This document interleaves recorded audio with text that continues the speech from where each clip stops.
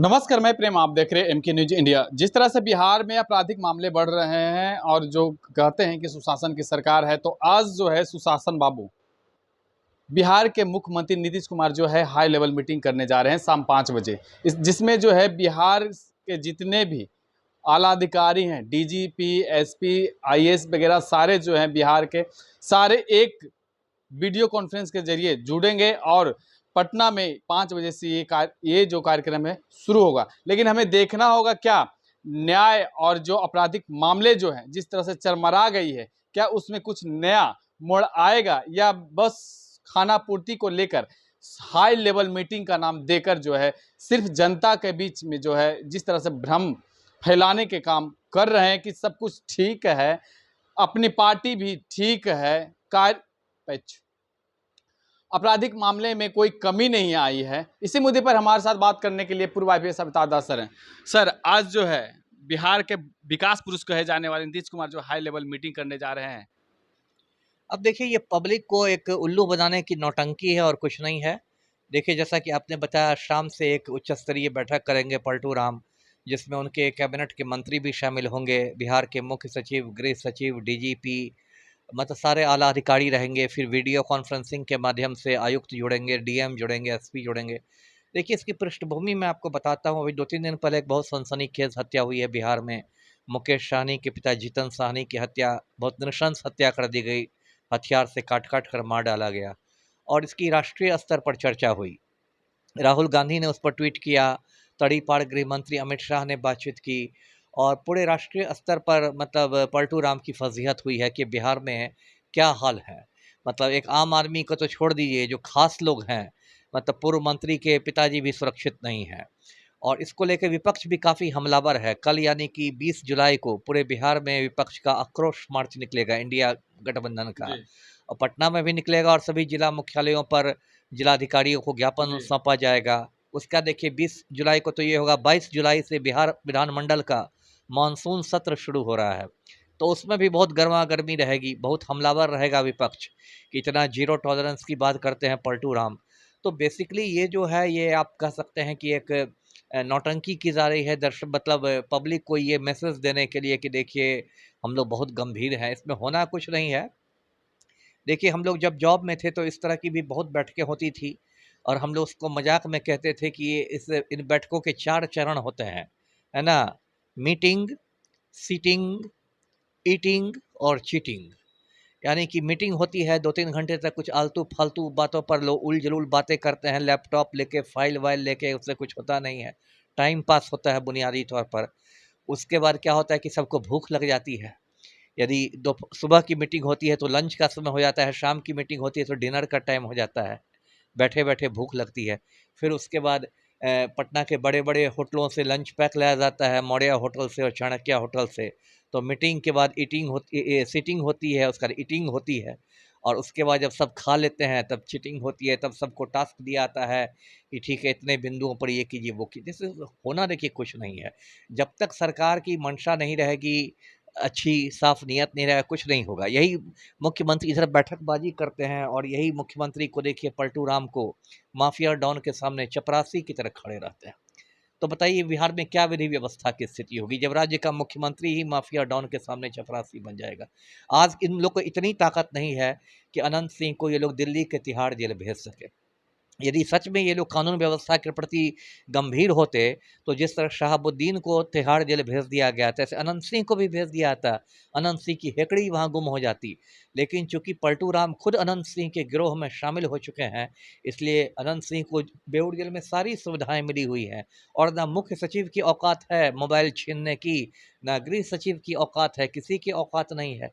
और ये वही मुख्यमंत्री हैं पलटू राम जिन्होंने आनंद मोहन जैसे सदा याफ्ता खूनी को जेल से बाहर कर दिया पिछले साल। और उसके लिए पूरे बिहार सरकार का जेल मैनुअल बदल दिया गया, बिहार सरकार के कायदे कानून बदल दिए गए, सिर्फ इसलिए क्योंकि पलटू राम को राजपूत वोट बैंक में सेंधमारी करनी थी। इसलिए आनंद मोहन जैसे, तो आप किस मुंह से कहिएगा कि हम अपराध नियंत्रण करेंगे? अरे आनंद मोहन ने इतना जघन्य अपराध किया था, नेशनल हाईवे पर गोपालगंज के डीएम का खून कर दिया था, कृष्णैया साहब का। सुप्रीम कोर्ट ने उसको उम्र कैद की सजा सुना दी थी और सिर्फ राजपूत वोट बैंक के चक्कर में पलटू राम ने जेल मैनुअल में संशोधन करके, कारा हस्तक नियम में बदलाव करके उसको जेल से बाहर छोड़ दिया। उसके बेटे की शादी में पलटू राम जाते हैं, उसकी बेटी की शादी में पलटू राम जाते हैं, तो ये कौन सा संदेश आप दे रहे हैं? तो इससे कुछ होना नहीं है, जैसे ऐसे ही एक टाइम पास है, पैसे की बर्बादी है, वक्त की बर्बादी है, इसका कोई फलाफल नहीं निकलेगा। जिस तरह से आप दिखा रहे हैं कि आपराधिक के सामने जो है नीतीश कुमार जो हाथ जोड़े हुए हैं, वहीं बीते दिन आपने देखा होगा कि अपने अधिकारी के सामने पैर पकड़ने तक उन्होंने कह दिया। क्या इसी तरह से आज जो हाई लेवल मीटिंग जो होने वाले हैं सारे प्रशासनिक अधिकारी के साथ, तो क्या फिर ये जो प्रशासनिक अधिकारी और जो लॉ एंड ऑर्डर को लेकर जो है कहीं इस तरह से फिर हो जाए? हाँ, क्यों नहीं? अब तो देखिए कुछ महीने से पलटू राम को एक नई बीमारी लगी है, बात-बात पर पैर पकड़ने की। एनडीए संसदीय दल की बैठक हुई थी दिल्ली में, तो वहाँ पलटू राम ने नरेंद्र मोदी का पैर पकड़ लिया था। बचपन से आज तक मैंने किसी मुख्यमंत्री को प्रधानमंत्री का पैर पकड़ते नहीं देखा है। तो एक राजस्व विभाग की बैठक हो रही थी, उसमें उन्होंने कहा कि मैं मुख्य सचिव को कहता कि मैं आपके पैर पकड़ता हूँ, आप डिजिटल मैप बनवा दीजिए, है ना? अभी ये गंगा पथ के उद्घाटन में गए थे, मरीन ड्राइव गए थे, तो वहाँ एल&टी कंपनी के प्रोजेक्ट मैनेजर के का पैर पकड़ने के लिए खड़े हो गए थे। अब इनका रास्ता रोक के आईएएस अधिकारी रोक रहे थे कि नहीं सर, पैर मत पकड़िए, पैर मत पकड़िए। तो अब तो देखिए नीतीश कुमार का दिमागी भी मतलब जो संतुलन है वो भी गड़बड़ाने लगा है, जिस चीज़ का पैर पकड़ते घूमते हैं।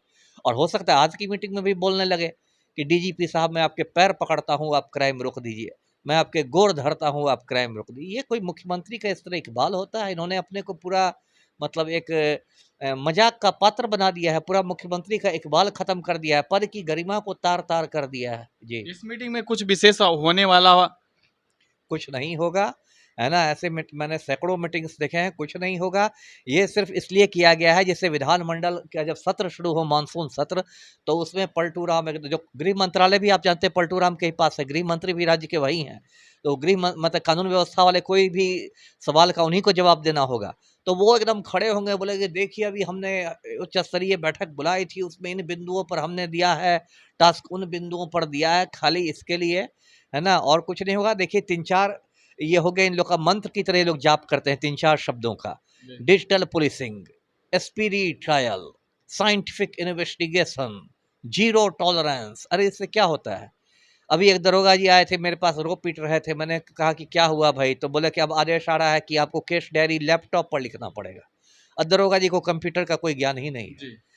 तो एक खाली ये कह देने से कि डिजिटल पुलिसिंग होगी और ये होगा और वो होगा, स्पीडी ट्रायल होगा, त्वरित विचारण होगा, साइंटिफिक इन्वेस्टिगेशन होगा, वैज्ञानिक अनुसंधान होगा, हमारा तो ज़ीरो टॉलरेंस है। ये सब बड़ी-बड़ी बातें करने से क्या ये होता है? कितनी सच्चाई है कि 24 वर्षों में जो है, इस वर्ष 2024 का जो रहा, सबसे कम आपराधिक मामले आया, कितनी सच्चाई है? सबसे कम?